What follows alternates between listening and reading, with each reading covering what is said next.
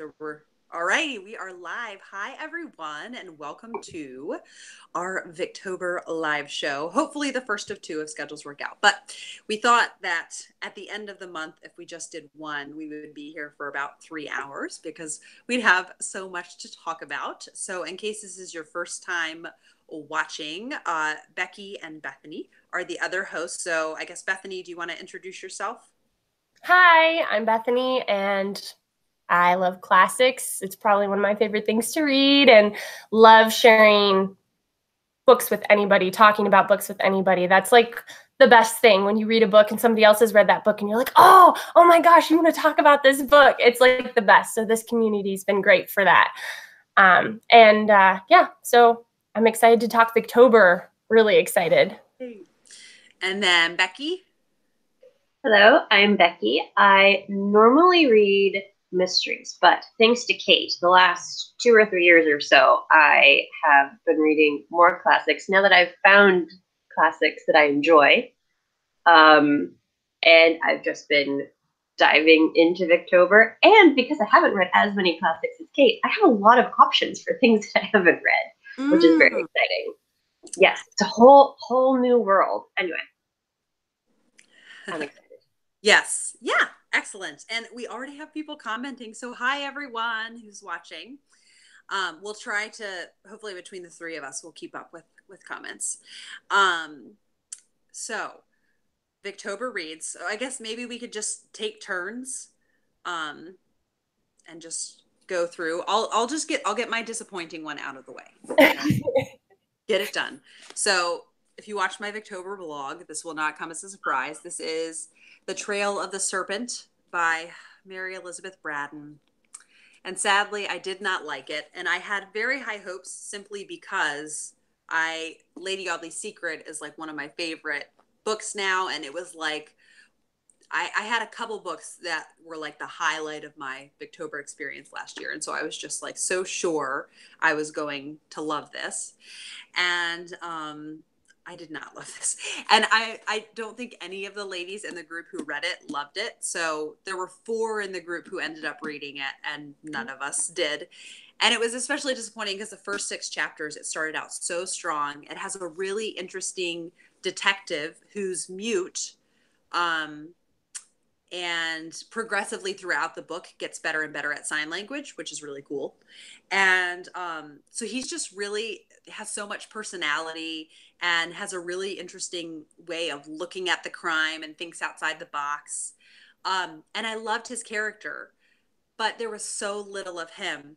And so my friends and I were saying, like, we would love a like detective book with him as the main character, 70% of the story. Whereas this was 70% of the story and was not very interesting. He was kind of boring. Like he was just all evil and no nuance to him. But I'm trying to keep it in perspective. I was messaging with Bethany the other day and I said, I don't think I could expect to love like all 97 of her books. She wrote 97 books? 97 books. Isn't that upsetting? Yes. Holy cow. And I thought Stephen King wrote a lot of books. No, I know. So didn't she have 11 children too? Weren't we talking about that? Or she cared for 11 children?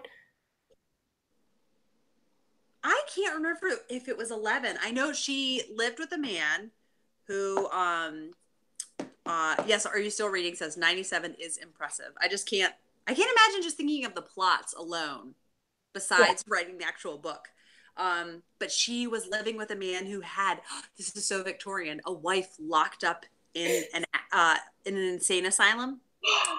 And nobody knew that they weren't married until his real wife died. And it was listed in the papers. And they're like, wait a second, this is so-and-so. That's not her.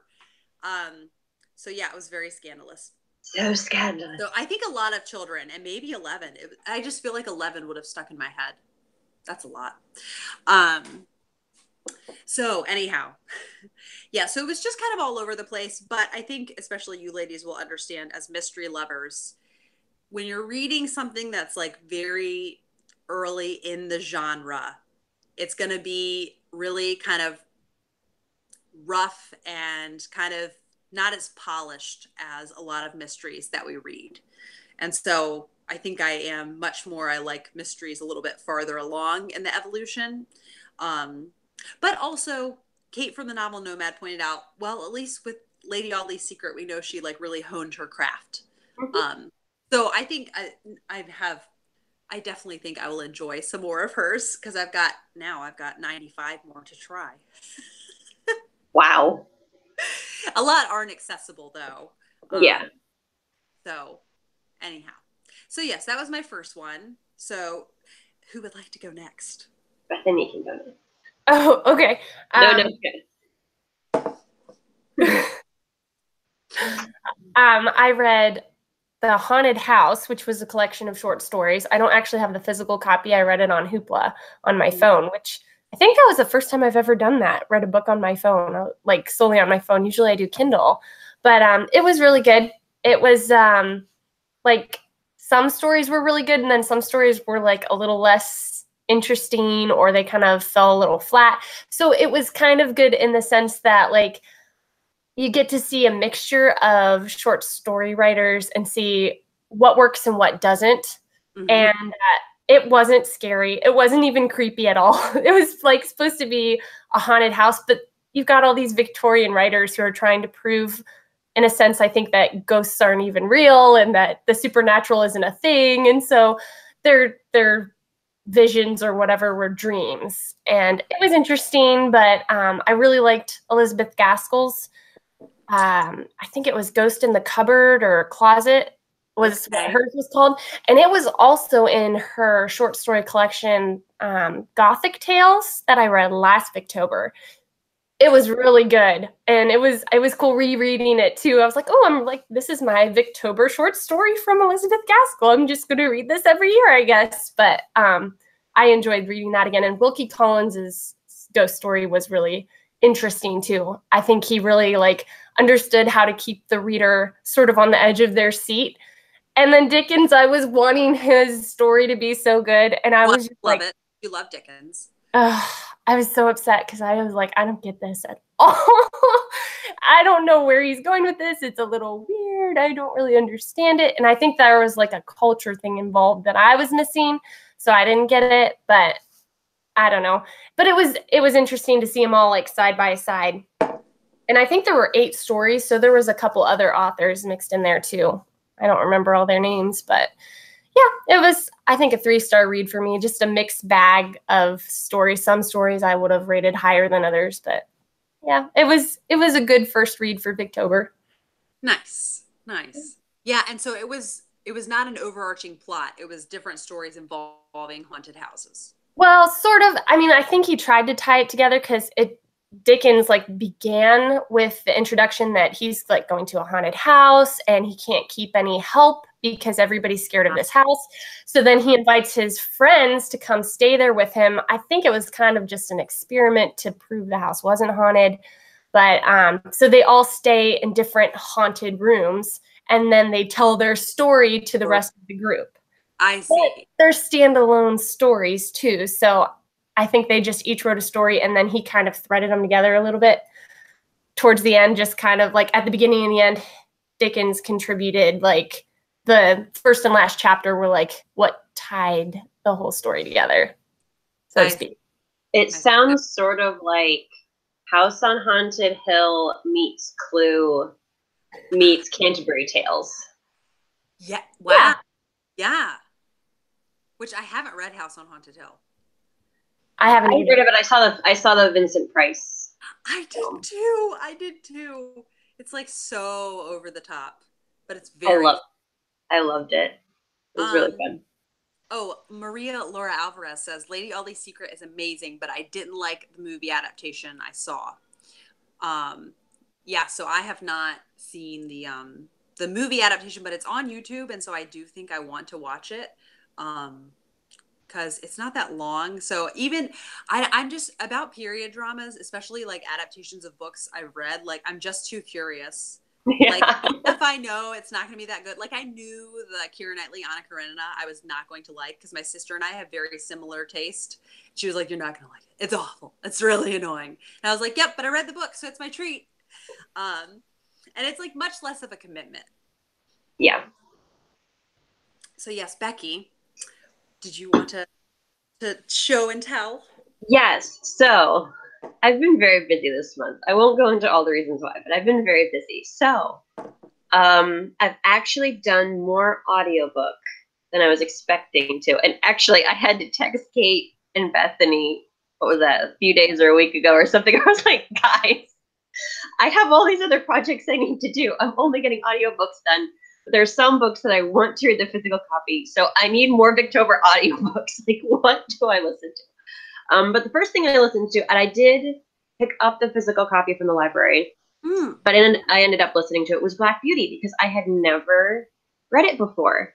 And I think the Pop Sugar Reading Challenge for 2018, which I kind of lost interest in and stopped doing, but I'm pretty sure one of the challenges was to read a classic children's story that you'd never read before. And I'd never read Black Beauty before. And it was written in the latter half of the Victorian era. So I was like, that's perfect. And it's light and thin and a children's book, so I could probably get through it pretty quickly. I was pleasantly surprised by this. It is very Victorian.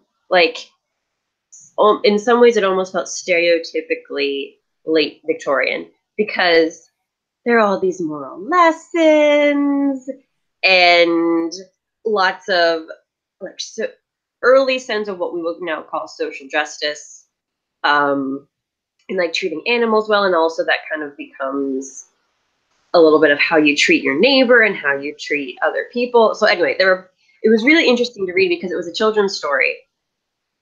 And in some ways it felt very preachy, but it also just felt very, very true to the era. And don't come after me, I'm not a huge animal person. I know that makes you a bad person. Eventually they grow on me, but I was a little bit nervous about reading this because I had a horse phase when I was 10 and haven't really had one since. So it's like, I'm not really sure how I'm going to do with a horse being the narrator. But it actually worked. It actually worked really well, and I was pleasantly surprised. I will say, though, it is quite sad, and some of the themes are quite heavy. So, like, I'm not sure I would give this to an 8-year-old. Maybe I remember the movie, and I remember it being like really upsetting. Yeah, so maybe like 10 or 12, depending on the maturity level. I still think it's a good book, but I wouldn't hand it. I would know the child well before just like giving it to a child and being like, here, read this. I would get a better sense of like what they can handle, because there are instances of like alcoholism and some abuse in here that I was just like it's truthful, and I feel like it's told in a way that's appropriate for children, but not like, I feel like to a really little kid it could be upsetting. Yes. So, but I did enjoy it, and I enjoyed the narrator. I just borrowed it from, I forget if it was Overdrive or Hoopla, through my library, but I did enjoy it. So that was my first one. I think that, that's neat to kind of, I don't know how to say it, like meet a book where it's at. Like you said, it just felt very Victorian. Mm-hmm. So to kind of be like, all right, this is what it is. This is like of the time, and I'm just gonna look at it through that lens. Yeah, I think if you were to approach it with modern eyes, it would feel a little like abrupt and preachy. But I think to understand that those moralistic tales were really what most books for children were at the time, that's just what it was. So. Doris from Aldi Books says it's kind of own voices in a way from the past. Okay, so I'll do my next one that I finished. It's like I go hard during Victober, and then I just like crash in November. Yeah, Rainy M says, I've been listening to audiobooks for all my Victober readings, sometimes along with the physical copy. Good. I am not alone. I figure it's still completing a book for Victober if it's audiobook. You what am I trying to say? You process all the words in the book. It like totally, people who say it doesn't count. Adam from Memento Mori says it's an adaptation, and it's not. reading it, but I totally disagree because he actually process all of the words that are in the book. Heck yes, it is. I agree with you. Yeah, and Rainey, I also like to, along with a physical copy. So that's what I did for a lot of the Mayor of Casterbridge.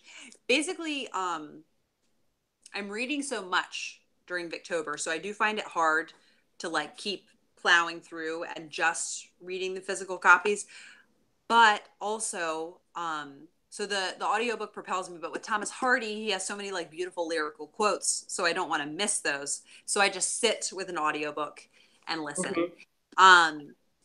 This was excellent. I thoroughly enjoyed it. It was, I would say slightly more in this one. It was more of a page turner and had slightly less character development. But the plot was just like so exciting the whole time that I didn't care. And, I know you were talking about how you were updating John on The Woman in White, and I kept telling Dave, like, and then the mayor did this, and then the mayor did that. And, and Dave's like, this sounds like a really ridiculous book. I'm like, no, you haven't read Thomas Hardy's writing, okay? He tells it really well. So, yeah, for those of you who don't know, in the very first chapter, so this is like, it's on all of the synopses, which sometimes synopses are evil in classic books, but the mayor, Michael Henchard, yes, at the very first chapter, gets really drunk and sells his wife and daughter. And so, it's going to be dramatic if that's how it starts off. And he's also a terrible person. Like throughout the whole book, you're like, you're a terrible person. And you keep wanting to think better of him, but no, he's a terrible person. So, and as always with Thomas Hardy, I felt like I really wanted to have a good cry at the end of the book. Because this is interesting, I didn't think I was that emotionally invested, especially compared to Far From the Madding Crowd. But then I got to the end and I'm like, I need to cry. I need an outlet.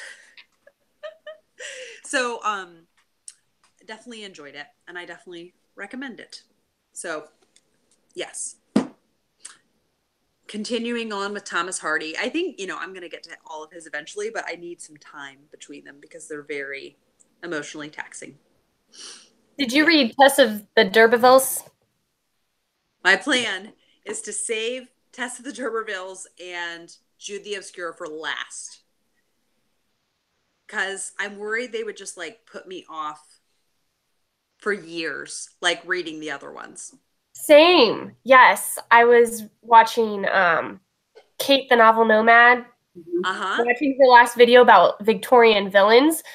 And up until that point, I did not want to read Tess of the dUrbervilles because I knew I was familiar with the plot. I watched part of the miniseries, or I think it was a miniseries or a movie. So I was depressed for like a week after reading it. That's what I felt. And I was like, I can't read this book. And then when she was kind of talking about some of the themes, I was like, you know what? If the ending is going to be like that, I think I could handle the book. Like to have that ending where you feel like, okay, there is some sort of point being made here that kind of covers all the horribleness that you had to just read. Because I know Dickens does that sometimes in a sense. You're reading something and you're just like, oh, this is bad. This is depressing. And something happens or there's a lesson learned that you're like, okay, there's some kind of justice, I don't know like the word for that, but like it feels fitting. Totally. So, yeah. So I know a lot of people though who like Thomas Hardy really like Tess of the dUrbervilles, and I know Katie from Books and Things really loves Jude the Obscure. I think it's like her second favorite Hardy. So yeah. So I will eventually, but I'm putting them off until the very end. And Jude the Obscure was so like such a divisive book that he just didn't write any more books after that. He was like, fine, you guys don't like it? I won't write anymore. Are you still reading says there is a payoff ? I think that's a good way of putting it. Yeah, you read this, there's a payoff, you realize at the end, okay, it's all been shown but that doesn't make it okay. Yes. You know, the horrible stuff is not okay, and the author is kind of putting out there to make a point that, hey, this in the real world needs to stop. Yes. Yeah, the payoff is there, and that is like good to me as a reader, feeling like, oh, okay, we're making a point. I'm good with that. I just can't read it and be like, oh, what was the point? Or why did all that happen to that poor character? Now I'm depressed. Yes, yes. And there was a book that came out a couple of years ago that a lot of people on Booktube were talking about called A Little Life. And it's kind of a crass term, but I don't know how else to describe it. People call it shock porn. So just like, or tragedy porn, you know, just like, oh, here I'm, and this other awful thing happens. Now this other awful thing happens. And so I like it when books make you feel deeply, but I just have to like prepare myself for that. Oh yes. So Are You Still Reading says now she wants to read it too, and she needs to get in the right mental state for it. So yeah, I think if you prep yourself and you're kind of like bracing yourself, you can enjoy books like that. For sure. Yes. So Bethany, do you want to show your next read? Yes. Villette by Charlotte Bronte. And I wasn't sure how this one was going to go. So I did kind of prepare myself and like brace myself a little bit. I'm like, okay, going into this, I may not like the character. She may be the villain or whatever. So I kind of like set myself on edge to not fall in love with the character, like really hope for good things for her. I know is that weird? Like you don't want to be disappointed. Yes. But yeah. So this was challenging in that there was so much French. And I don't know what it is with this vintage, like the vintage editions, vintage classics, sorry. They do not have forewords or introductions or footnotes, endnotes, nothing. So I was flying totally blind. I'm like, Google Translate, and translating absolutely all the dialogue. And I even like kept little notes throughout. Well, that one's not, that's just a quote I liked, but like, anywhere, like putting little notes in there to keep track of who's saying what in case I read it again and I don't want to go through all that work again. And I should have taken French in college or something, because I feel like that would have come in really handy for the past couple years in the books we've read. Becky, the books we've buddy read. She's like, no. French, and I don't remember a lick of it. I feel like Hermione would very much approve of your notes in there. Oh, well, I'm glad. But it was really good. I enjoyed it, and it's one of those that was at times difficult and slow going in parts a little bit. I didn't think it was too terribly bad, but like it was a novel you had to kind of work through, but it was definitely worth it. There's so much to this story, and I mean, Lucy's just a fascinating character. At the beginning, you don't even know how to take her. So you don't know what's going on with her. And that kind of keeps you hooked to figure out, oh, is she reliable? Isn't she reliable? Is there, something else going on in her past? Like, we're reading too many sensation novels, I'm telling you.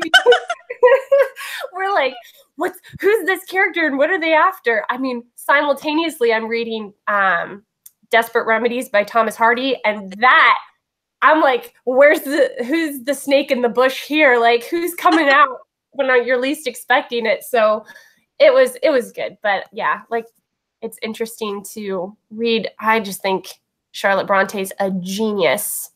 I mean, her and her sisters were clearly completely intelligent women, and yes, it's sad that they were so undervalued in their own time, but. And they all died so young. I know. Every time I read like their biographies, I just want to cry so bad. It's like so sad. But they did a lot with their life while they were living. I mean, true.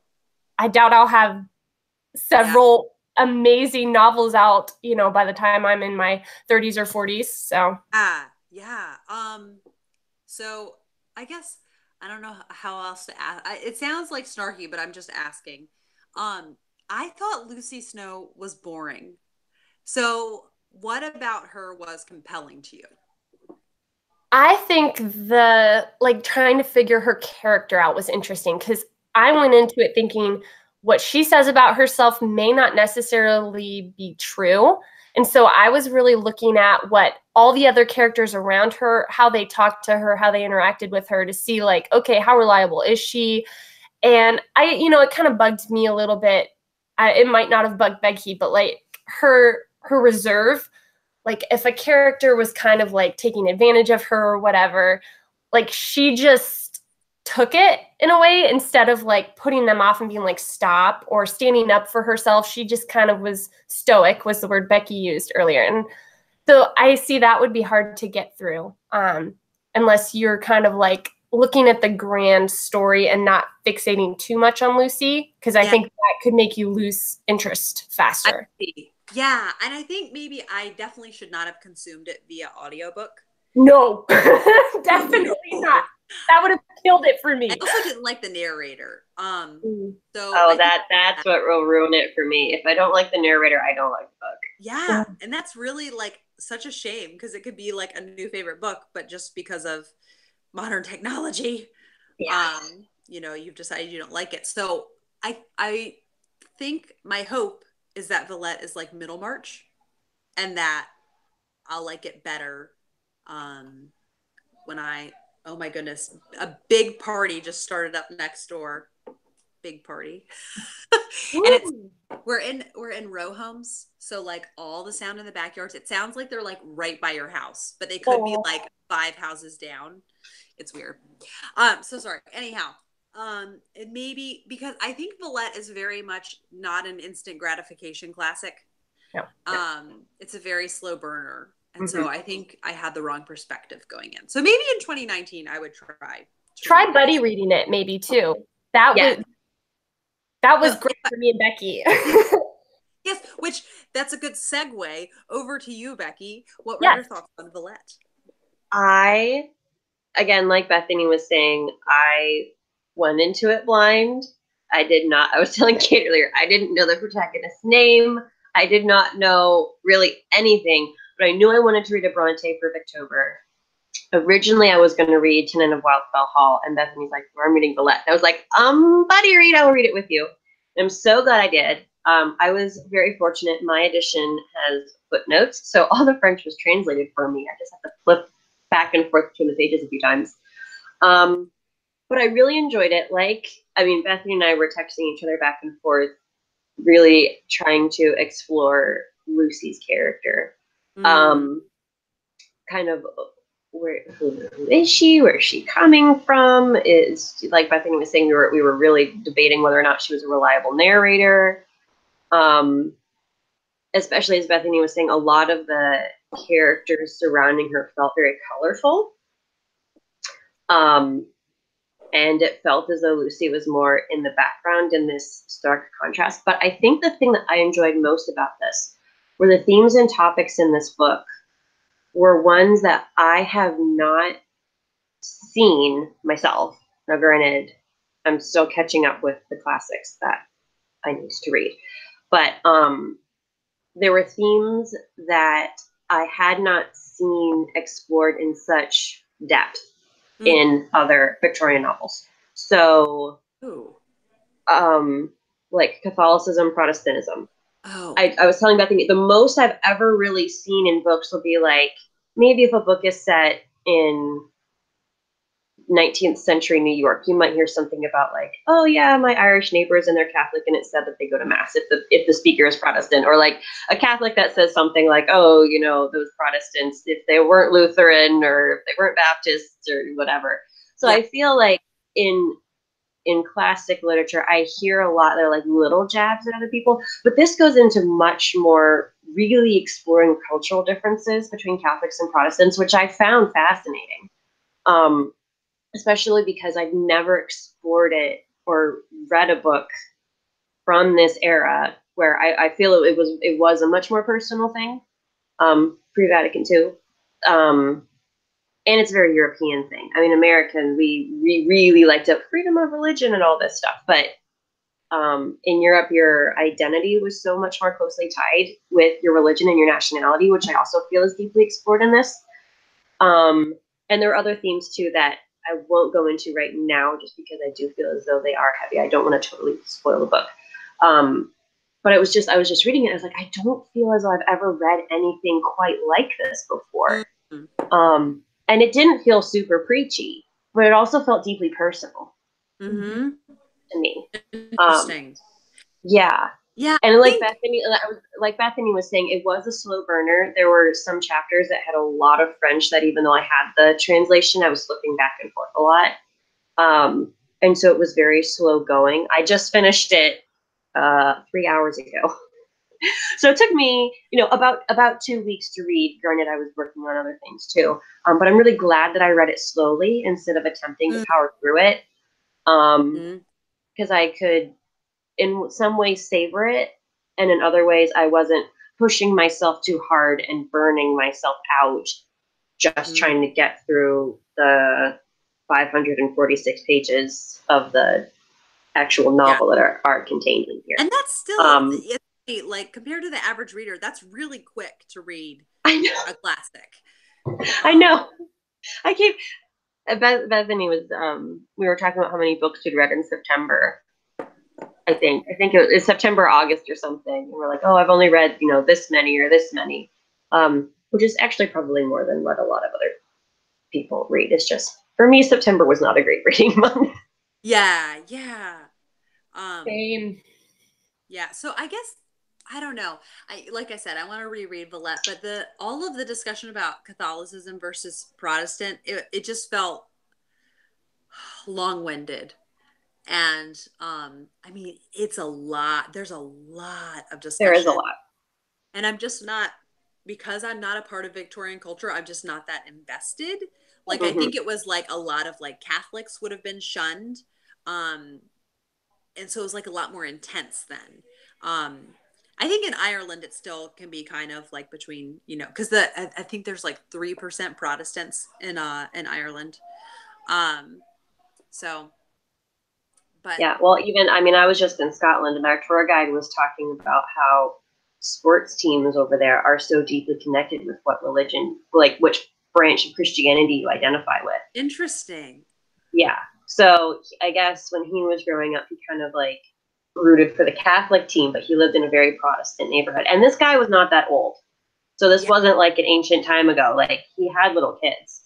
And so he was talking about, and I mean, he was a tour guide. He's trying to make it all interesting. So I don't know how much of this was hyperbole. Talking about like, oh, my grandmother would only let me wear my jersey out like in the dark of night where no one could see it. And I don't know how much of that is true. But again, as an American, living in the 21st century, it just felt very, very foreign. But like, my ancestors immigrated to the United States because of their Protestant beliefs. Yeah. So, I know that in Europe it is, or at least was, I don't know as much today, it was like deeply personal. So I felt like I was reading it more through that lens, which I don't know. I really enjoyed it. Yeah. Well, I'm glad you guys enjoyed it. Rainy M says, I listened to Middlemarch and couldn't stand the narrator. I feel like I would have loved it if the narrator hadn't been so monotone. Yeah. I did not enjoy Hunger Games because I did not enjoy the narrator. She was too dramatic. Oh, a lot of YA narrators are like, I just can't. I can't. I like the. I kid you not. There was one point where she was like, Peter, the boy with the bread, and I was like, I can't do this. I can't. No. I had that problem with A Room with a View. I was trying to read that on the drive home from vacation, and the guy narrating, I think her name was Lucy too, the protagonist of that novel. The way he made her voice, I was like, I can't take her serious. I cannot like take way too high. Yeah, like it sounded like she was like gonna faint at any moment, like that, like that wispy, and it was British and like just really like gaspy sounding, and I'm like, you're trying to make your voice higher, but you're not actually like making her sound believable to me, and I just can't follow it. I'm sorry, I just can't. I mean, some characters do great, but I think the narrators of the Amelia Peabody novels, by Elizabeth Peters. Whoever narrated those did a fantastic job. You know what's funny? I don't like that narrator. Really? Oh, I liked her. She says the R's.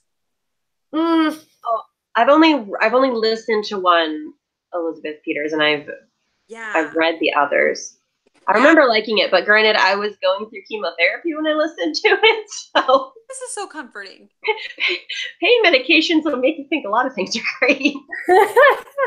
Are you still reading? Also says the narrator from The Throne of Glass is awful. I haven't read that series. I haven't heard the narrator, but Rainey, I listened to the Juliet Stevenson Middlemarch. I don't know if that's the one that you listened to, but I really liked Juliet Stevenson's version of that. She also does a really good Jane Eyre. Yeah, really good. I need to find an audiobook that I really love the narrator, because I've listened to maybe 2 in the past 2 years, or 3, 2.5, and I didn't like any of them. And I'm like, Harry Potter. Like I'm hitting a wall with audiobooks. I just can't even like go there. Do Harry Potter. Oh, but then the reading slump of all reading slumps. And that, I'll be like, I want to go to Hogwarts. Why can't I go to Hogwarts? Dave remembers, my husband, when he turned 11, he was like waiting for his letter. He was waiting. He just knew he was going to get it. Oh yeah, Rainey says hers was the LibriVox volunteer. Yes. Oh, I think I was messaging with you on Instagram, Rainey. Is that correct? I was messaging with someone about LibriVox narrator of Middlemarch. It's like very specific. Yeah. So interesting segue, because I listened to my second Victober book was Silas Marner, which I listened to through LibriVox, and that narrator was fantastic. Really? I really, really enjoyed it. That's good.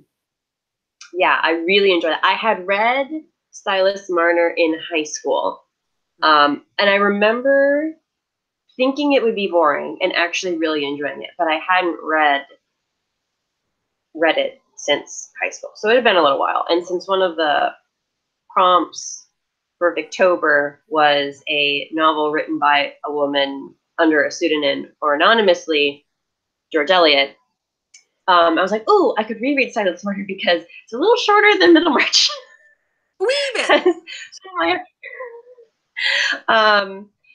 So yeah, and so since I was sort of familiar with the story, but it had been a long time, I thought, okay, this one I could probably do on audiobook and not lose my place. And it is fairly short. And I enjoyed it just as much as I did the first time I listened to it. It is a very simple story. And there were a couple points where it's like, yeah, I can see how I read this in high school, because it's not overly complex, but it made for a really great audiobook. And again, I really enjoyed the narrator. And I was just pleasantly surprised that I enjoyed the book as much the second time around, even though I knew what happened, and I have a high school and a college degree now. A little bit more mature with my understanding of literature. That one I had planned to read on my Kindle, and then I just got busy, and I was like, let's do this one audiobook. Yeah, I heard, I think, didn't George Eliot say it was her favorite book that she wrote? I don't know. I really haven't read much about the life of George Eliot, so yeah, I don't know. It's a very sweet little story. I'm glad it's short, because I really don't feel it needs to be any longer. Okay. Personally, I feel like she did what she wanted to do, and she told the story, and then wrapped it up, and it's good. Yes. So now we're done. Yeah, I definitely want to get to it. I'm hearing people say they liked it. Juliet Stevenson narrated North and South, and it was amazing. I'm reading Jane Eyre while listening to the audiobook by Juliet Stevenson, and I'm loving her voice. I am not familiar with that. Is it an actress or have you seen narrator? Oh, you know the Gwyneth Paltrow Emma? Yes. She's Mrs. I haven't seen it since college, though. Okay, well, you'll probably... I don't think I've seen it since you and I were living together. Okay, Mrs. Elton? Mr. E. Okay. Oh my goodness, I love her. Or have you seen Bend It Like Beckham? Oh gosh, longer than since I've seen Emma. Probably saw it when I was living with you. She's Keira Knightley's mom in Bend It Like Beckham, and I don't think I've seen her in anything else. Okay. Yeah, but she has just a really beautiful voice. Good to know. Sometimes I enjoy searching for audiobooks by narrator and finding new books I wouldn't have otherwise known about. Oh yeah, Richard Armitage is starting to narrate a fair number. People have been talking about. He narrated David Copperfield, and I remember like looking, and he's done a couple, and so I feel like he'll keep doing more. I think it'd be really fun. I would love that. I would love to be a voice actor. Because it's like a different kind of fame. You know what I mean? Yeah. I think paparazzi like go after voice actors. Probably not as much. So I'll show you my 2 Victober buddy reads for the week, and that I'm finishing tomorrow. Wuthering Heights, and then Zoe by Geraldine Jewsbury. So Zoe is definitely good, but throughout this, I've been like solid 3-star read. And so it's hard to keep things in perspective in Victober, because now, you know, the other 2 Victobers, I found new favorite books each time. And so maybe if I had read this another month, I would have been like, oh, it's really fun. But this month I'm like, oh, but it's not as good as this one or this one or this one. So definitely enjoy it more than The Trail of the Serpent. And I have like 40 pages left. But another thing that kind of altered my experience of this is that the one of the main characters is a priest, and he is really like questioning and second guessing his faith. And so it's kind of like hit a nerve, and I'm like, whenever he's arguing against it, and then like people from the church are arguing for him to stay, and to not abandon his faith. I'm like, yes, listen to what they're saying. And like, I just think Geraldine Jewsbury had a very, what do I want to say? Kind of like a shallow knowledge of Christianity. Like he reads Voltaire and it like rocks his whole world. And so I think, I mean, I get it for his character because he was kind of already questioning it. But I think the impression I got from it is that she kind of thinks that there aren't very intelligent, like well thought out theologians, and then they just read like really good philosophy, and then it just rocks their world. So yeah, so I think I'm just not the right candidate to love this book. So I've definitely enjoyed it, but you know, I'm almost to the end of the book, and I'm just not finding myself even that interested in Zoe, who's like the title character, the main character, or not that invested in her. So I want to know how it ends, but like I said, just kind of I've held it at arm's length throughout. So yes, there's that one. And then the Wuthering Heights reread. And oh my goodness, all the feelings are in this book. All of the feelings. All the feelings. So yeah, this is a very divisive classic. That's interesting that all 3 of us love it. Yeah, I did my reread in September. And I was really surprised how much I still loved it on a reread. I wasn't sure. Yes. If I would, but I did. Yeah, because I was worried I was going to be like, oh, is it going to be like, I'm like, oh, they're really dramatic. But I'm like, no, I love it. I mean, it is really dramatic. But... It is very dramatic. And like I've been discussing, because I'm buddy reading it with Katie and Doris, and I'm like, why do I love this so much? Like, what is it about it? And one of the things they said is the psychology of the book. And it's really like, you are really aware of kind of that these characters are experiencing a lot of things. So yeah, I guess not to say I don't like Jane Austen at all, but there is something that's really nice about reading Wuthering Heights. Whereas like when I read Emma, I'm like, oh, this is such a fun book, but I don't know how much this feels like something that could happen to people I know. Like like, oh, you know, it's a strawberry picnic. I mean, some of the things with like miscommunication, that definitely happens, but it feels like kind of only like the happy parts of life. Whereas this is like, these people are, they're really going through it, but it just feels like a really intense, vivid, accurate picture of what the human experience is to some people, and all of these people like really striving for happiness, and like thinking that these different things that they're chasing are going to bring them happiness. Yeah. Did you have anything you wanted to add, ladies, on Wuthering Heights? I think it's like an anti-cozy, which is funny because remember how we were talking about it earlier today, like the idea of like wives and daughters, or Deerbrook, right? You were talking about Deerbrook? Yeah, that aspect of community, like the main characters are amongst people all the time, yet in Wuthering Heights, it's like they're just shut off from people. The main characters are very isolated. Almost. Yeah.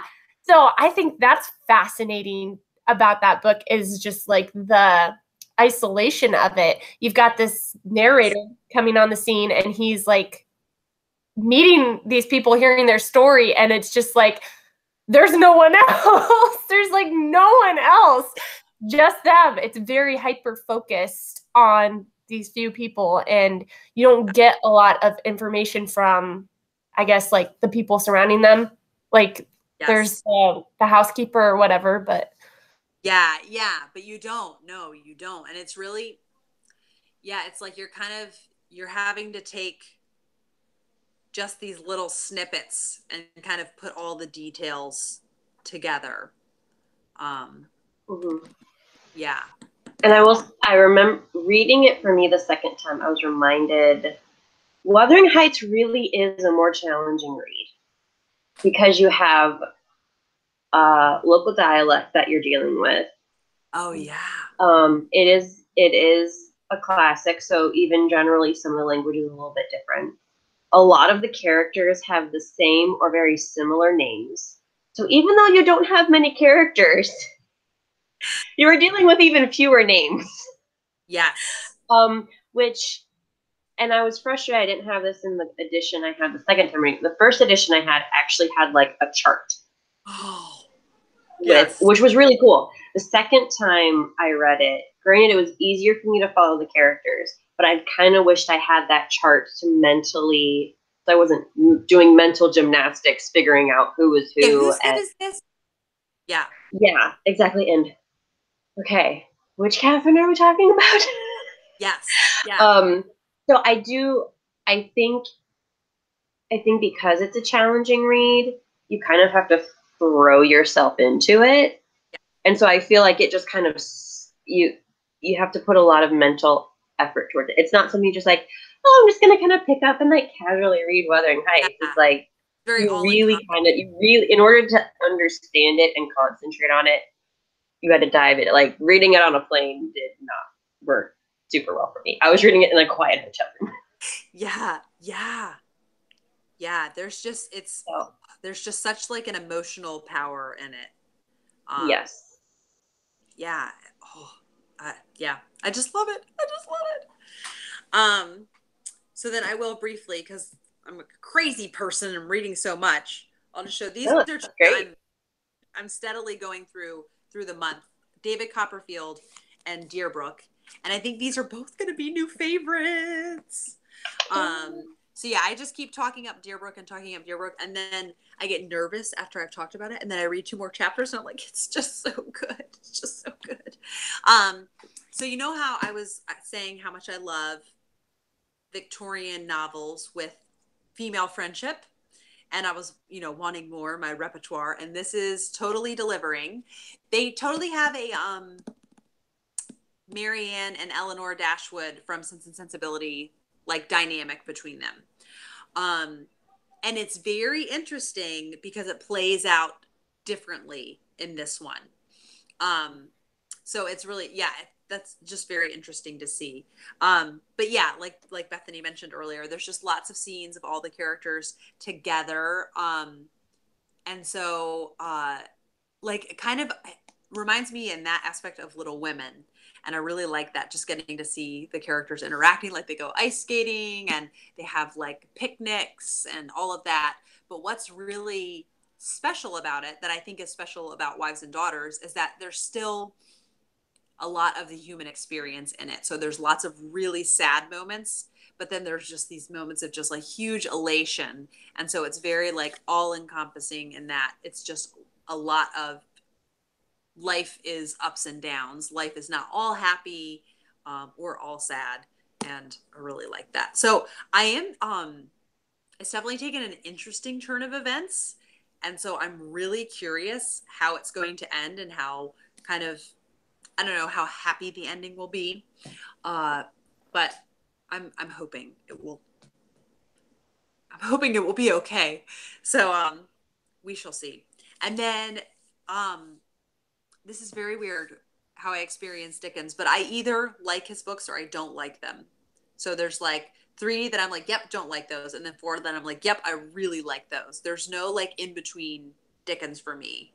And this is one that I really like. I enjoy the narrator, David, and so many of the side characters are so great. Betsy Trotwood is his great aunt.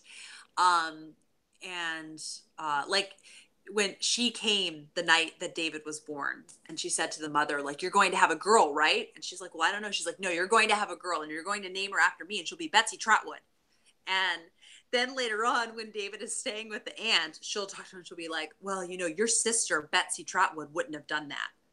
And so she just like is so fixated on it. And she's also, there's a very endearing character who's very absent-minded, but just is the most pure of heart man called Mr. Dick, who lives with Betsy Trotwood. And so that's a really fun aspect. And also there's the seaside, and this family lives in an old ship, which I know from the miniseries later on that really dramatic things happen to do with the sea. So I like how he's playing with all the elements, though. It's a simultaneously like really cozy but dramatic and like kind of darker plot elements at the same time. It's like, I think it's because David's such like a warm narrator. I don't know what it is. So yeah, you said they live on a ship. Is it sort of like this was Family Robinson living in their treehouse, except it's a boat? Yeah, I guess so. I hadn't thought of it that way. Yeah. Sorry, I have this. This is like my second time doing this. I have this weird thing where I'm like, so this is this plus this plus this. It's like the 5 degrees of Kevin Bacon. Only but it's really fun to do that. I really love doing that. Hi, Bree Hill. Hello. She says, I'm so late, but also Bree is an hour earlier than us. Oh. I assume you were putting children to bed. Yes. Maria Laura Alvarez says, I'm also reading David Copperfield while listening to Richard Armitage. I'm very jealous because I don't have an Audible account. So the narrator that I am listening to is really good, but I made the mistake of listening to a sample of the Richard Armitage one, and now I'm just like, oh, Richard Armitage. Oh well. But yeah, he's definitely, there's one Dickens narrator who a lot of his books are in overdrive, and he sounds like a male Katharine Hepburn. So that, and that he was strolling down the street. And it's awful. Like I'm not really wild about Katharine Hepburn's Katharine Hepburn voice. So then a guy, like a dude doing it, I just yes. So why don't you ladies say a book that you're really hoping you'll be able to get to by the end of Victober? Bethany, you go first. Okay. I don't know whether to say North and South because I'm getting to North and South. It's happening. So I guess I should go with Dr. Thorne by Anthony Trollope. No. Because I'm in the series. This is, I think, book 3. Mm-hmm. Pretty sure.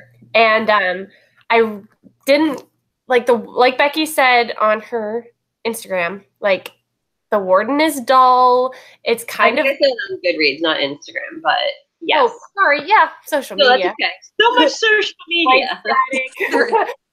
But it's The Warden's dull, but it's a stepping stone. And then Barchester Towers was really intriguing and like getting more characters and building off of what was began in the Warden was really great. And then this, I'm like, I watched the mini series with my friend Ariel, and we were like, oh, this is so good. This story is so good. And so I'm like, ooh, I gotta read the book now. Like which I think that's why I started the whole series anyway.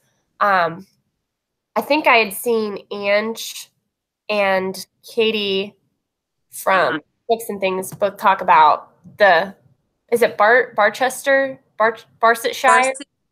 Which one? It's like one of them Chronicles. Barchester or Barsetshire? Okay, I think it's the Barchester Chronicles. Okay, because I'm like, which way does it? I don't know. So I'm like, the Anthony Trollope series, that I'm reading. Yeah. But Becky was amazing and found me. Was it the last 3 books or 2? 3 or 4? Was it 4? No, I don't remember. I was in. I don't remember. I'll have to go back and look at the picture. I was in a used bookshop that was having a buy one get one free sale. So like, if you bought 4 books, you got 4 for free. If you bought 10 books, you got 10 books for free. So it's like, Bethany, what do you need? I will send them to you. You also got me David Copperfield, which is amazing, because I read that. I think I was 17 or 18 when I read that, and that was just amazing. Love that book. But she found me a really nice copy of it because mine was like bright orange mass market paperback. Oh yes. I mean, I just read the blonde kid on the front with like the terrible scruffy hair. I think so. I think I had the same edition, and it kept glaring at me. I'm like, "You're really ugly. I'm getting rid of you." I can't take it. And so I want to reread it. Now Becky got me a beautiful copy that I can reread and enjoy. But yeah, I'm hoping to get to Dr. Thorne. So I think there's either 6 or 7 books in this series. I think it's 6. I'm pretty sure it's 6. I could be wrong. Feel free to correct me. I'm not looking at my comments. 6. 6? Okay.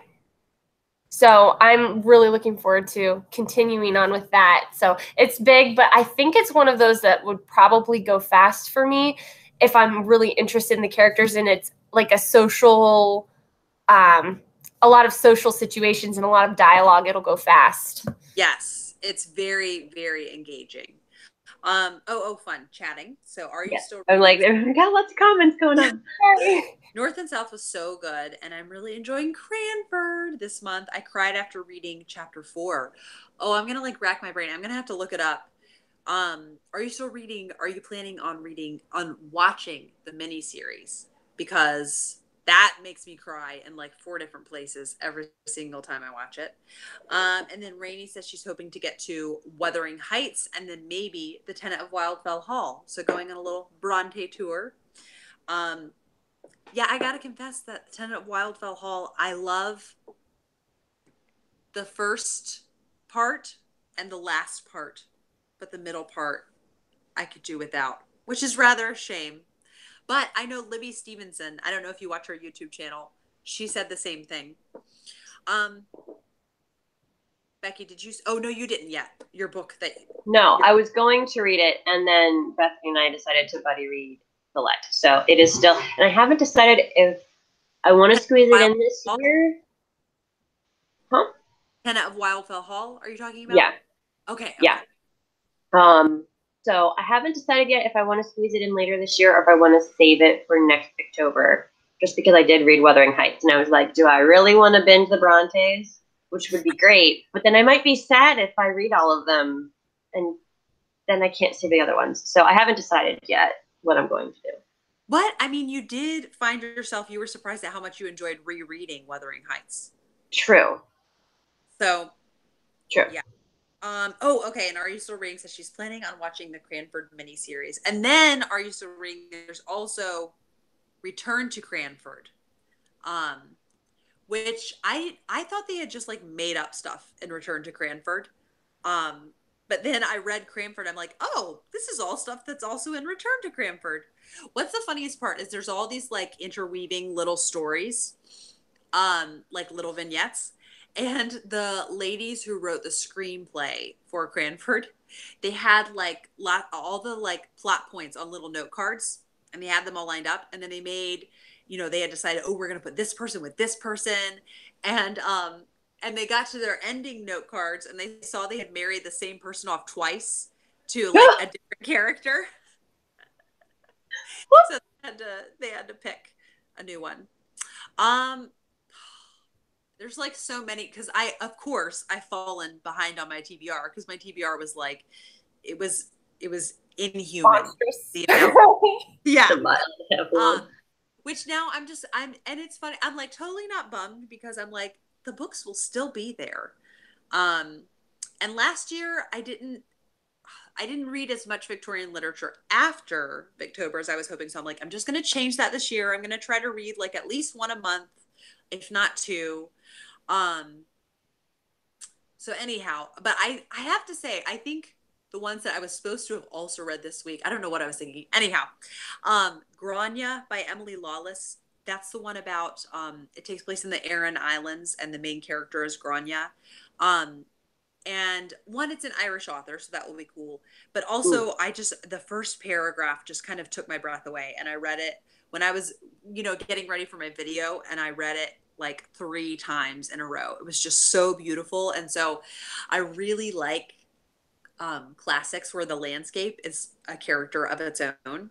So like in Far from the Madding Crowd and Lorna Doone, all of those. And I think in Grania, it's going to be the same way. And then Clara Vaughan by R.D. Blackmore, because I've only read Lorna Doone by R.D. Blackmore. Unfortunately, I have a sneaking suspicion I might not like as many of his books as much as Lorna Doone. I don't know why I feel that way, but we'll see. But Clara Vaughan sounds really good. It's like a young lady. I think she's like late teens, early 20s, but her father goes missing, and so she like takes it upon herself to investigate. So yeah. So, and I heard people thought that what's his face? People thought that Wilkie Collins or Mary Elizabeth Braddon had written it. It was so like dramatic. I can't remember which one. Yes.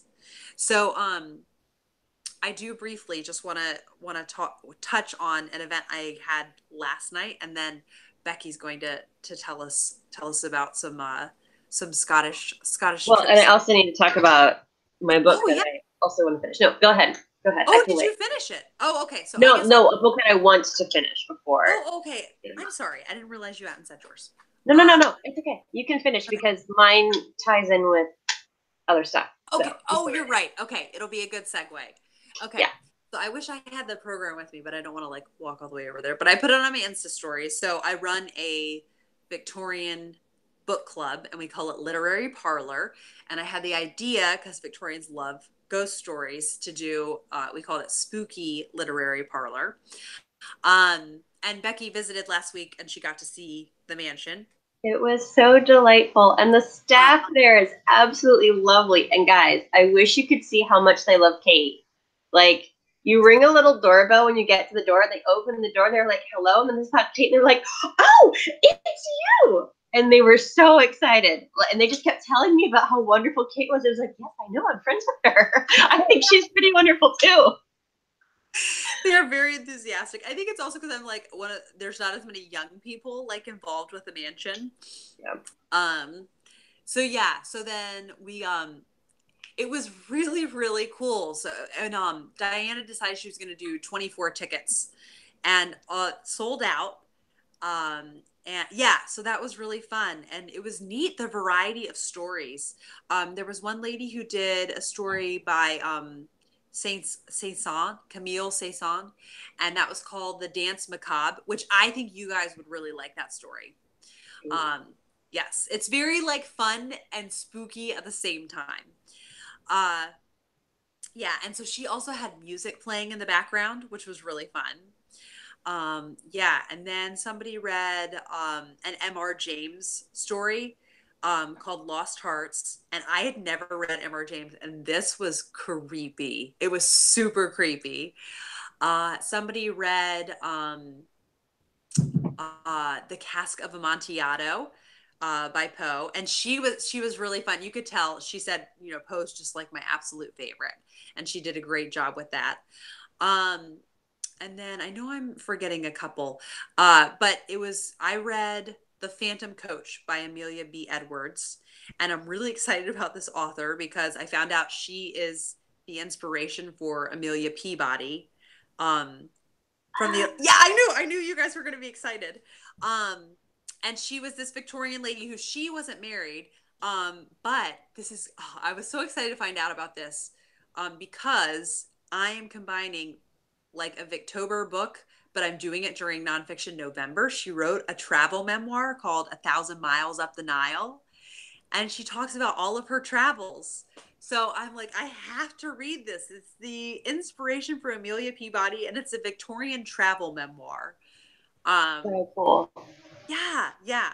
So people really liked my story, and it was really gratifying. Like when one of my friends next to me, she was like, that gave me chills when you read it. And it's a super creepy story. It's like, it's all kind of like steady, and then it's like, whoa, that's creepy. So yeah, it's a really good story. So anyhow, so it was really fun, and people were just really excited about it. And afterwards, I was talking to Diane, and we had been planning on doing a Valentine's Day party, but I'm like, this was really fun. And we also got a much bigger variety in ages for this event. So I'm like, we should just do another spooky literary parlor. And then we started thinking more, and we're like, let's do a like lovelorn literary parlor. Because for people who are like single on Valentine's Day, they're like, we get it, Valentine's Day. And so it would be I'm married and I hate Valentine's Day. Yeah. So it would be kind of ironic and fun. So yeah, that's the plan. So yes, it was very fun. Oh, I'm so glad to hear that. That sounds like a lot of fun. Yes. So Becky recently went to Scotland, and you can take it away from here. So combination, what I really want to get to by the end of the month going off of Scotland is I really want to read Robert Louis Stevenson's Kidnapped.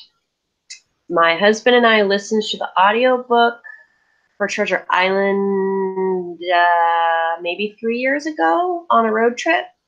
And I read The Strange Case of Dr. Jekyll and Mr. Hyde a year or two ago, and I remember enjoying both.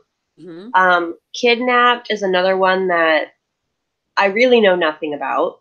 Mm-hmm. But I've enjoyed 2 other Robert Louis Stevenson novels, so I thought might as well give this one a try.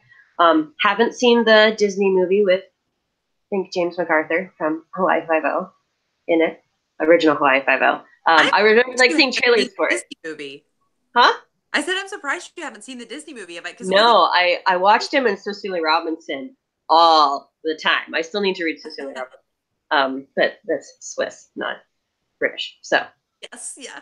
But anyway, so I'm excited to read this. And Robert Louis Stevenson is a Scottish author. So one of my big this is the souvenir that I want from Scotland was I wanted a copy of a Robert Louis Stevenson novel purchased in Scotland. Very cool. So, and now that I have been, now granted I was only there a week and we were bouncing around, so I feel like there were still so many things that we didn't see, but you can't squeeze in everything. And we were staying in Glasgow, and we really wanted to soak in being in that city while we were there. But now that I've at least seen parts of Scotland, I know pretty much nothing about this, but I know that parts of it take place in Scotland or in ocean near Scotland or whatever. So having been there, now makes me really, really excited to read this. And it is one of those books that was written for a younger audience, written for not children boys, but preteen, maybe early teen boys. And I was looking at the font in here, and the font is actually a fairly large size compared to some other classics. So this is just over 300 pages with a larger font. I'm like, okay. So I feel pretty confident I'll be able to read this in the next 2 weeks. And I don't think it will be too terribly difficult. And I'm also going in blind, so it'd be really fun to see how it goes, because I really know nothing about it. So yeah, there's also a newer. I remember when I was in high school, my dad started watching it. I think Masterpiece Theater did it, maybe like ago. And yeah, so I think that well, Masterpiece Theater ones are good adaptations. Yeah, well, I still do not know what I'm going to do for the Victober challenge of reading something and watching an adaptation of it. So maybe I will do that for Kidnapped. Yeah. I also thought about cheating and watching the Wishbone version of Silas Marner. Not gonna lie. Not cheating, it's an adaptation. It is an adaptation. And honestly, granted, they like the classics part of Wishbone, it really only squeezes into 15 minutes because you have to have the Joe, Sam, and David storyline too. But for a kid's story, they actually squeeze in quite a bit in those 15 minutes. I was impressed with their Phantom of the Opera. Yes. I would just say. Yeah, and somebody was talking about you could watch the Muppets Treasure Island yes. for an adaptation. I love Muppet Treasure Island so much. Yeah, I think actually I am planning on, I don't know if I'll watch them both during Victober, but two adaptations I definitely want to watch are, I still want to watch The Mayor of Casterbridge. And I think I was telling you guys, like, there's a 2012 edition of Wuthering Heights that looks really like as intense as Wuthering Heights can be. And I still think, like, I think I'm up for it. I think I want to, just because I want to experience the story more. Yeah. So it looks really intense, but it looks really like beautifully, beautifully done. And it's on Amazon Prime, so it's like really easy to watch it. Are you sure? Because I loved Wishbone as a kid. I really loved Wishbone too. And as I'm reading more classics, I've been going back and watching the Wishbones. So I still enjoy it as an adult. Yeah, I'm like that about a lot of shows I watched as a kid. Like, I still love, like, Chippendale Rescue Rangers. Oh. Yeah. Oh, and Rainey says she's going to watch the musical version of Jane Eyre that she was in college. So, Rainey, who did you play in this musical version of Jane Eyre? I feel like Andrew Lloyd Webber should have done the music for that. Oh. You know? That would have been beautiful. Yes. Yes. Wait, I just had lyrics for that potential musical pop into my mind, but I can't say it because it would be a spoiler for the book. But well, text it to us afterwards. Yes. I will. For all of you who don't know, Becky is brilliant. She came up with my handle on Instagram. She came up with our name for this channel. She is very good with words and names and titles and lyrics. Yes. I came up with like 20 really terrible titles before I came up with the title. That's better than what I had. I was like drawing a blank. There was nothing. Us Ourselves was just the best one. Oh, so good. Oh, Rainey says she was a child with typhus in one scene. And named this child with typhus. That's awesome. It was so funny. A couple years ago, my sister was in The Music Man. She came home from high school all of a sudden. She said, "Kate, I have a solo." And I said, "Oh, what's your solo?" Like, wanting to know the title. And she goes, "It might be Curtains." She had like a line in the Wells Fargo Wagon song. I love that song in The Music Man. It's super fun. I still sing that while checking the mail. If we get a package, I will sometimes sing the Wells Fargo song. Fun fact. Oh, that's so great. So did you have any other bookish details you'd like to give? Like maybe a cool store you went to? We went to a lot of cool stores. So we were staying in Glasgow, depending on your accent. And we were within walking distance of the University of Glasgow, which was really cool. I've heard some of the architecture was used for inspiration for the Harry Potter movies. Side note, I cannot tell you how many times Harry Potter and Braveheart came up while I was in Scotland. Like, people would find out that we were Americans, and they'd be like, "Oh yeah, like Mel Gibson's accent is terrible." I've never even seen Braveheart. But I think because they're Americans, they kind of thought we may have had these preconceived, like, notions about Scotland, and they just really kind of want to be like, yeah, you know. Or, ooh, Harry Potter, like, people like Harry Potter, right? which I do enjoy Harry Potter. But it's also like I can also appreciate the university for being a university, just being a gorgeous place. You don't have to do the Harry Potter tie-in. Like, it's great even without the Harry Potter tie-in. But yeah, so there were some really cool bookshops around there, and we went to I think it's called Armchair Books in Edinburgh, which is, I don't remember if it's on the Royal Mile or if it's one or two streets, kind of behind the Royal Mile. But that was really great. And I was giving Kate and Bethany updates. They were like my live travel journal while I was over there, just so I could like geek out about stuff. But being an American, I think we talked about this when we were talking about editions that we like in a previous live stream. We were talking about how we love UK editions of books. When you are in the UK, that's all they have. They're ubiquitous. And you go into a used bookstore, and that's like what they have for just a couple pounds. And it was so exciting. So it's like, I'm around all these UK editions, which is totally like a nerdy kind of silly thing to get excited about. But it was really cool.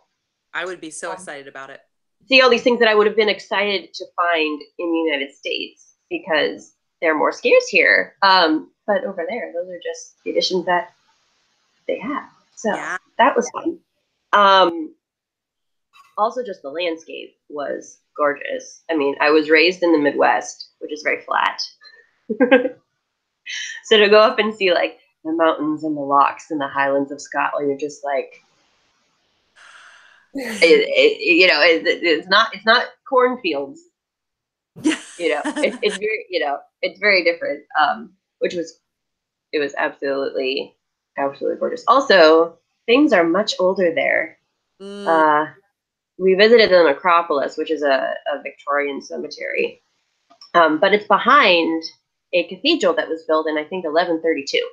So things that are Victorian feel very new. Oh, interesting. There. And I'm also, around these buildings that were built well before America was a country. Mm-hmm. So that was also kind of, humbling, like 1132. Yeah, we think 1776 is really old. Yeah, we are such a young country. Also, I have to say, with the airline we were on, we could take a personal item and a carry-on and have our checked luggage. Well, your checked luggage, we were trying to keep it under 50 pounds. So we didn't have to pay any additional fees. I actually didn't need a carry-on on my way over, so I just packed one in my suitcase. And my husband was just like, they don't weigh the carry-ons. We can have our carry-ons as heavy as we want them.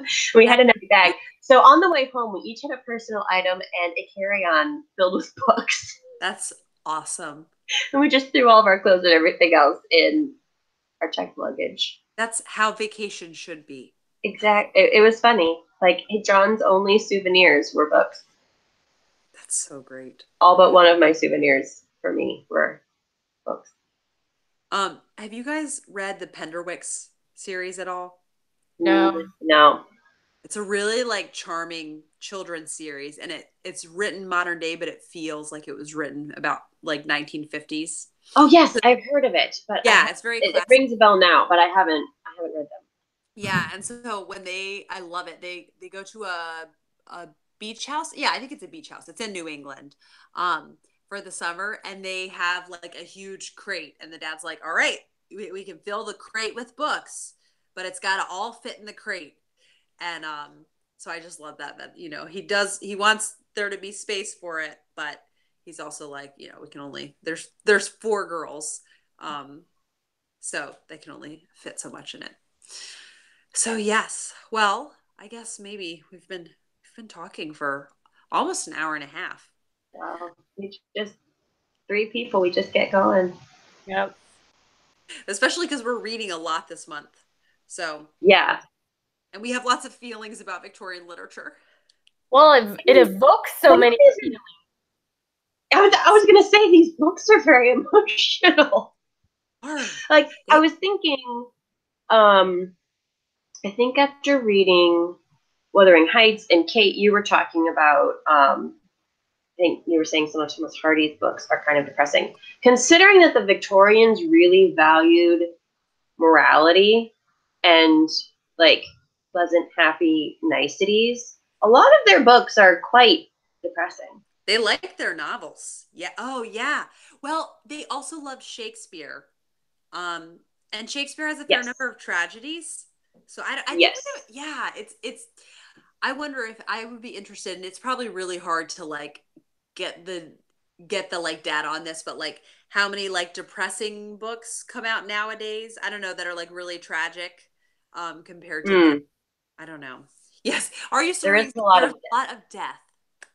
Yes. Which honestly, thinking through it now, if morality and a good life are common themes, the best way to talk about that is also discussing evil and death.